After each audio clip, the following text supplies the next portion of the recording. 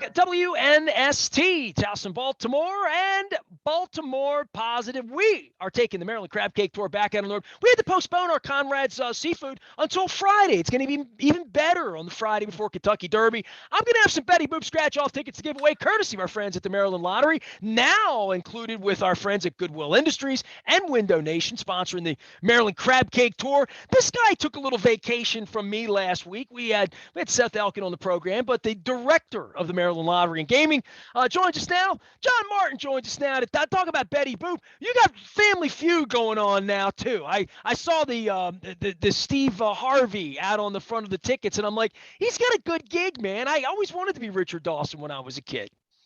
Yeah, that is a show that's got an incredible longevity. I mean, I don't even know. The Price is Right, I think, is the longest running game show on television, but Family Feud has got to be up there. And yes, you go through the litany of the Richard Dawson years and now the Steve Harvey years.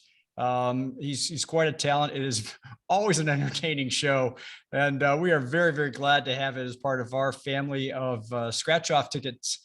We've got a fun little commercial on too, so hopefully some of your folks have seen that on the air as well, and they're grabbing a ticket and having some fun with it. Well, you know, the best part of Family Feud is the internet outtakes, the stuff that doesn't show up on the air, the answers that you can't answer, or stuff when the whole set breaks down and it's a mess because they got to get the show in 22 minutes. But right. The tickets don't work that way. The tickets are they're not unscripted, but you got a chance to win.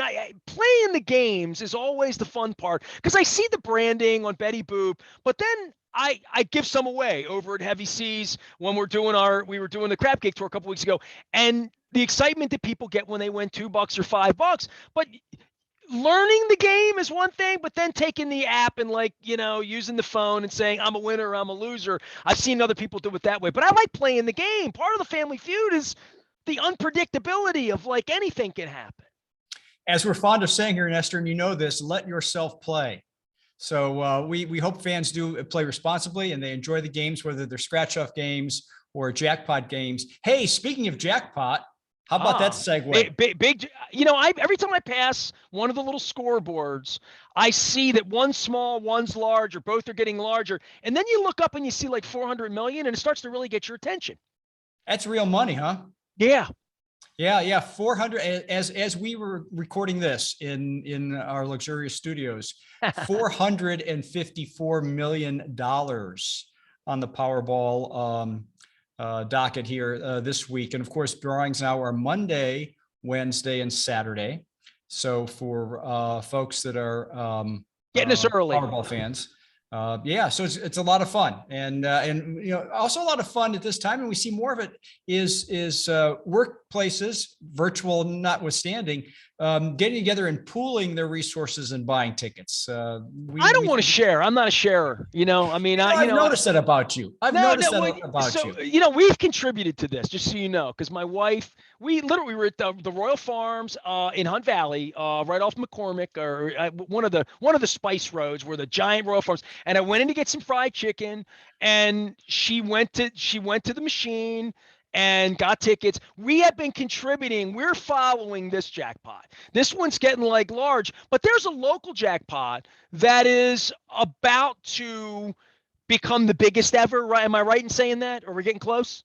We are now number 2 all time in our multi-match jackpot. Again, as we're recording this on Thursday of this week, $4.65 million is the multi-match. And that's only a Maryland in-state lotto game. Yeah, you're not competing with everybody because somebody always wins the Powerball or a multi. They're from Louisiana or they're from somewhere else. This is a guaranteed Maryland ticket winner here for almost $5 million right now. Well, the guaranteed part is that they bought a ticket here. I mean, right. We could have those transients coming across the border. We don't check for IDs in terms of their state of residency. We do check for IDs in terms of their legal age. I'm laughing because when Powerball first started, we didn't have it, and people would literally drive to Shrewsbury. My family did it. Drove to Shrewsbury, waited in line an hour to get, because this is 30 years ago, right? So people were doing it. There's no doubt about that. It wasn't even 30 years ago. I mean, the ability to cross-sell both games was 2010. So it's still relatively one or the phenomenon. Other for jackpots. Okay. Yeah, but multi-match, number 2 all time at $4.65 million. In sight is the all-time $4.8 million on September 19th of 2009. So it's been that long since we've been in this rarefied air on multi-match. It's a fun game if you're not familiar with it. Yeah, I was going to say, I explained it to my wife because my wife she put $10 in to get, she got 5 tickets for the big game. And at the time it was only like 200 million, you know what I mean? Just something that would appeal to her. This is a week or two ago, she did this. And I was explaining to her, I said, I had John on, we're talking about, she's like, well, what is that like? I said, it's sort of like the state lotto, kind of sort of like, is that kind of right the way to say that? Yeah, if for a $2 wager, you get to either select 6 numbers from 1 to 43, or is it 5 numbers? Now you got me thinking about it. 5 and 1, wasn't it? 5 and 1? No. Keep talking while I figure this out. You got to do the math. I mean, you're yeah. You know absolutely. What? It is 6 numbers. I right. I should never question myself, Nestor. Well, you're usually right the first time. I know. So lucky players can choose from numbers 1 to 43, 6 numbers on their own, or they can have the computer select those numbers. Well, you always remember that I'll take 36. You always remember that. Right. So it's 36 plus 5 other numbers. But then the computer also generates 2 additional 6 number picks. So you have 18 numbers in play for that draw, and you can win one of 4 ways. Each of the 3 lines of 6 you can win. And if you get 6 of 6, you win the jackpot, which is now $4.65 million. Or you can combine all 3 lines, and based on the numbers drawn, if you win, 5 or more, depending on how many, it's a scale. You win hundreds to thousands of dollars based on how many you match. So you have some fun with playing that 4th way where all numbers are in. Well, I tell you what, on a draft weekend and people watching football and thinking sports wagering, I was up with Chris at Greenmount Station doing the Maryland Crab Cake Tour a week and a half ago, watching the OTB, watching the games. Everybody's excited about stuff. Give me a little update on sports, because you're getting month by month, you get numbers now. We're new. And February was going to be different because of Super Bowl, right? March Madness was expected to be something now. I don't know what happens the rest of it. I guess Kentucky Derby. There's a lot of things that are draft. The NFL draft is an interesting proposition for a lot of people at this point. But the sports wagering side of this, are we getting closer to getting more places open? Is that going to happen in this calendar year? Chris was probably a good guy to ask that question of. Chris was one of the people at Greenmount Station who's in the next queue. We have, as your folks are well aware, we have 5 of the 6 casinos up and running and have been since December. And it is a roller coaster, NFL playoffs in December and January, Super Bowl in February, March Madness. April through about September 1, it tends to really soften up. There aren't a lot of high profile events. And you mentioned obviously horse racing and some of the things that happen, but they are nowhere near the Super Bowl and March Madness in terms of volume. Or even a NASCAR golf on the weekend. People wager on all of those kinds of things, but it's not the same thing. We all know why the NFL's king in this country, because that, exactly. There's an inducement there and an expertise. People feel like they know something about it. A lot of people feel like they know something. Yeah, that's exactly it. People feel empowered. They know football, right? Just back when you were doing all sports all the time, people be happy to tell you what was wrong with the Ravens or the O's or the Browns or the whoever, but the one thing I can never say is the Ravens are 3.5 point favorites this week. Bet the under, go bet it over. Like the vernacular is so familiar to all of us, but the fact that it's actually here and right around the corner is, it's just so new for people. And we always say play responsibly. I want to give that out, that if you're playing, but there is a part of this, and in my mind, I would go to Vegas and get action or play blackjack or play whatever your game is, right? It's like you with the lottery. The lottery's there all day, every day. It can be enjoyed like a blackjack game. You walk into a casino or you get in a craps game. But sports wagering's different. It's an event. It has to happen, and you have to come to it. It's not there all the time the way Keno is. Well, and it not only is it an event, it has become a national, international phenomenon. And you know what? And I'm not here to talk about the politics of it today, but the aggressive nature that states all over the country are getting into this, and the legislation and the debates and the politicking that goes on state by state. this is an extremely complex process when you look at all of the states and jurisdictions who are trying to get in, and everyone's got this one-upsmanship mentality, right? I mean, they look at who's in the marketplace and how is their offering in their state going to be significantly different, because they're still hoping to attract people into their state as a destination if they can offer something a little different. And that's, I think, part of the challenge we're facing here in Maryland. People are so anxious to get into it. It's kind of like Groundhog Day. We're going to be telling the same story now for the next several months. And I don't know that players want to hear that. Players want to hear, next Thursday. You know what? Come on now. You and I, it feels like 5 minutes ago, you were trying to get these casinos open and worried that when it would happen and how it would happen and the SWARC, and it's out of your hands to some degree. These things do happen. Something a little slower, like the toothpaste coming out of the tube, but they do. This is happening, and it's coming, and we've all seen it and experienced it. But there is the point where, like, if they're coming for numbers in June or July, there's not much to sports wager on. And I think we sort of all knew that going in. Yeah, absolutely. And what we've been trying to do is be consistent and transparent from December. When we launched the 5 casinos in December, there was a lone voice in the wilderness saying, hey, you know what? This is great. We're excited. We're thrilled. Mobile wagering is really where the industry is, and we're going to be every bit of a year from now before we can get into mobile wagering. Well, people chose not to hear that part. They figured assumptively, we've got, the Super Bowl, fine, so let's go to mobile. Well, it's not that quick a jump. There's a lot of work that has to happen behind the scenes, and our friends at the SWARC working very, very diligently with now an outside consultant to do an industry analysis so that we can be compliant with the law, which is unique in Maryland. Different than any other jurisdiction in the sports wagering marketplace in the country, not even close. How is that? Can you explain anything, how we're different than the other places, not even close? Yeah, we're very different in 2 very key areas that people either choose to ignore or don't want to believe. And first was the creation of the SWARC, the Sports Wagering Application Review Commission.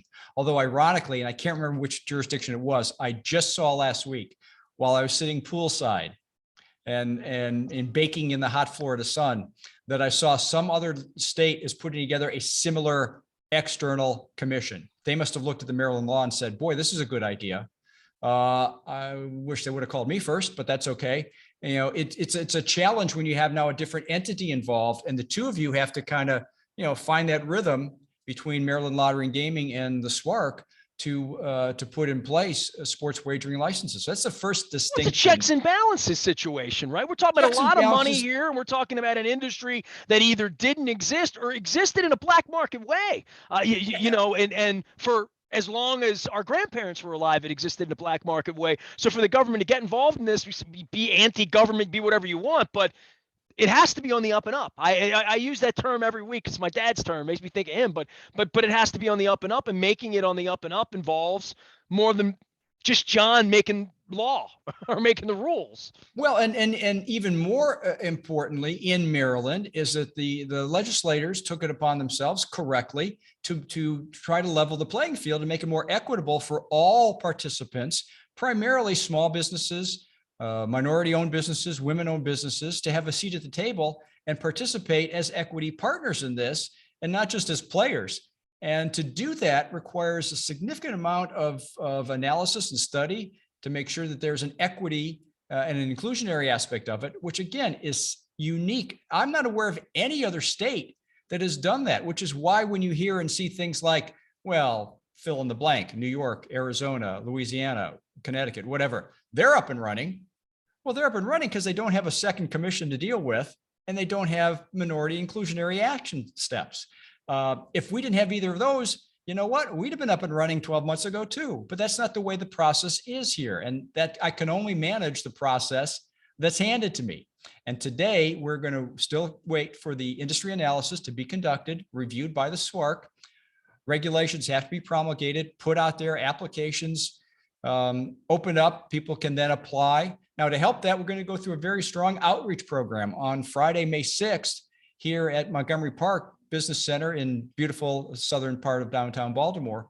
We will be hosting an informational session to invite people who think they may want to get into this market, primarily the small, women-owned, minority-owned businesses, to come to hear an information session, talk to experts, hear what it takes, get informed to see if it is still something you want to participate in. Well, I to your point, if we went to Annapolis right now, if I had any legislators just say, we have the most fair. In the other places, some Mr. Big came in from Vegas and plopped down a casino, and that state was okay with that. Here, we had to allow that to happen too, but we're giving Chris a chance at Greenmount Station. People like Chris, anybody that's in business, a chance to do this. So from that perspective, the more we talk about it, the more sense it makes to me, but the more I feel better about the process in regard to inclusion of people, that it's not just Mr. Big getting to play. Oh, you should. You should feel very good about it. And I think most informed Marylanders do, Nestor. You're always going to have those people out there. And again, I'm going back to your sports days. I mean, when you would have people call in, or you'd have sports fanatics, and I use that term fanatics in all caps, sometimes logic takes a little break. They're not really thinking clearly. They're thinking, they're being emotional. They're thinking from the heart, not from the head. And, they want it, and they want it now. I'm laughing at you because I had a Facebook conversation with a young lady this morning about my fanism, or what creates a real fan. And I'm like, all right, man, I can't wait to read your book on that. I'm like, I want to read the brochure on how to be a real fan. Let me know how to do that. Yeah, exactly. So I was such a fan, I bought a radio station to talk about sports. It's crazy. I'm out of my mind, John. I should have gone and worked for the SWARC. Yeah. You know what? That may still be an option. Who knows? They may throw me out of here before it's all over. John Martin's here for the Maryland Lottery. I'm going to have some Betty Boop tickets to give away on the 6th at Conrad Seafood. We had to move the show from the 27th to the 6th. We hope to see everybody next Friday. I'm going to be doing speaking about inclusion and crab cakes. Everybody's going to be included in the crab cake tour in May and June and July as we take the Maryland crab cake tour back at. Maybe I'll get some Family Feud tickets to at some point next month or something like that. But it's Betty Boop for right now. People like the pink ones more than the blue ones. I don't know if they're more lucky or not, John. Anything you want to say about football before we go? Because it's draft week, Ravens. If we're going to talk a little smack, this is the week to do it, I think. You know what? It's draft week, and I've been watching draft week now for a long time. I can't. Well, you usually pick early. Yeah, right. And I don't remember a draft class I was less a fan of than this one. I mean, I can't even tell you who the top 5 potential prospects are on the board. I would know them if I stumbled over them. So everyone's kicking this draft around a little bit, and we're sitting on all these picks. We're going to see what the names that come out of the hopper in the end. But COVID's been really weird for sports all the way around, whether it's college basketball, even College World Series right now. So many young people have had shutdown. Even the minor leagues with the Orioles. When I talked to Luke about a lot of these minor league players, their growth was sort of stunted by not having real baseball 20, half baseball in 21, and all that. So looking at it, there's been less tape to lay down, less normalcy. If you're a senior this year, your sophomore and junior years were all screwed up. Your off season was screwed up. So I have sensitivity to that for anybody. I have an intern coming in who calls herself a COVID kid because she's going into her junior year of college. So her whole senior year was honk the horn, no prom, like all of that. So all of those 2020 babies are weird to me. So I think the draft, the kick around about these players is a lot of them haven't had a chance to really perform, to be really honest with you. You only get so much football, even if you're at Ohio State, right? And right. And my beloved, Browns have been blasted for their, 3 number 1 draft picks that they offered in the trade. And I would just point to the fact that, since they've come back in 1999, I don't think they've had 3 good drafts of number 1 pick ever. You could pick 3, and for the most part, they don't pick well at the number 1 spot. I can name all the busts before I can name anybody. Oh, I can give you every Cameron Wembley and every Tim Couch. Well, I mean, again, not to bust on the Browns too much, but you did pick kind of early most nights. When the draft started, you're on the clock pretty quickly, and always getting one of the names that we were never going to get because we're picking 26th or whatever. That you talking about the draft was something that was I was the first one to do it, John. I mean, 96, 97, 98, befriended Phil Savage, Eric DeCosta, Joe Ortiz, all these guys that are still around because we stunk. We're 4-12. We're 5-11. We're picking 4th. Peter Boulware. We're picking, 10th. Chris McAllister. And that really solidified my love of football was the draft it's the portal with which you grow, and you win championships when you draft Joe Flacco's and you draft Terrell Suggses. And no offense to the Browns, but when you miss, you wind up not picking next year because they replace you and there's another person picking. We've never had that issue here, and I think it's made our fan base a little bit more solid that Ozzie and Eric have always been in charge of this weekend, and it's made for a more educated fan base. I think, in my opinion, in the modern era, people that follow the draft love football. Oh, sure, no doubt. And you would think, have all those years of picking at the top of the draft, they'd have done better. I mean, when you're picking in the top 3 or 4 and you've got the entire population of eligible players, how do you swing and miss so often? It's unfathomable to me. You know, the Trent Richardsons, the Courtney Browns, people who came out of college high profile and just stunk out the joint. It goes back to leadership, and I'll continue to say that in regard to the Browns, in regard to the Orioles, the Ravens, whoever it is. You got a leader, and you're the leader of the Maryland Lottery. John Martin is here. If anybody has any lottery problems, it's John's fault. It's leadership. He is the director of the Maryland Lottery and Gaming. I got the Betty Boop cards. We'll be giving away. Hopefully get some winners next week. Meet me up in Perry Hall at Conrad Seafood on the 6th between 2 and 5, and I'm going to have a whole roster of Maryland crab cake dates in conjunction with our friends at Goodwill Industries and our friends at Window Nation. You got any parting shot for me here, John? I took it to football. We got any more lottery news that I didn't get in here this week? You know, people should go to mdlottery.com. We've got great winner stories each and every week. A guy that was on vacation came back and realized he had won $50,000 from Powerball because he didn't take the time to think to look at his ticket while he was on vacation. I found tickets in the hutch of the car from a couple months ago, and I said to my wife, they don't look like they have your fingerprints on them. Have they been checked? So I still have tickets around here that my wife purchases because she doesn't always check. She'll buy a $400 million ticket, and if she didn't win, she won. Yeah, I didn't win. Somebody in Texas won, or whatever. You got to check your tickets. You get second chance. Come on. Absolutely, because even at these great dollar amounts, $400 million plus, we have 9 tiers of winners. So even if you don't win the top prize, you can still win a significant prize. And so everybody should always be checking their tech. Don't throw away $100 ticket. I found that out when I gave one away at Costas, and a young lady jumped up. I won $100. I'm like, the first thing I think is, are you sure? Let me see. Let me check it. It's the first thing you say when you win $2. You're like, I won $2. You're not like, are you sure? But when you win $100 or $50 on a scratch off, believe me, they come up to me and want me to verify it. I said, if the app says you won, you won. Go cash a ticket. John Martin is here. He's here to help you cash tickets and to educate us, and we always have some fun around here. It's been good having you back on. Missed you last week, and I do hope we get a crab cake together soon. Absolutely. Good. John Martin, director of the Maryland Lottery and Gaming, but not the SWARC, and certainly not the Cleveland Browns draft picks at this point. Luke is covering all things draft. I have gone deep into the hole on the pitch down at M&T Bank Stadium about all things World Cup in 2026. So whether it's Steve Goff, Kenny Cooper, the great Kenny Cooper came back and visited this week.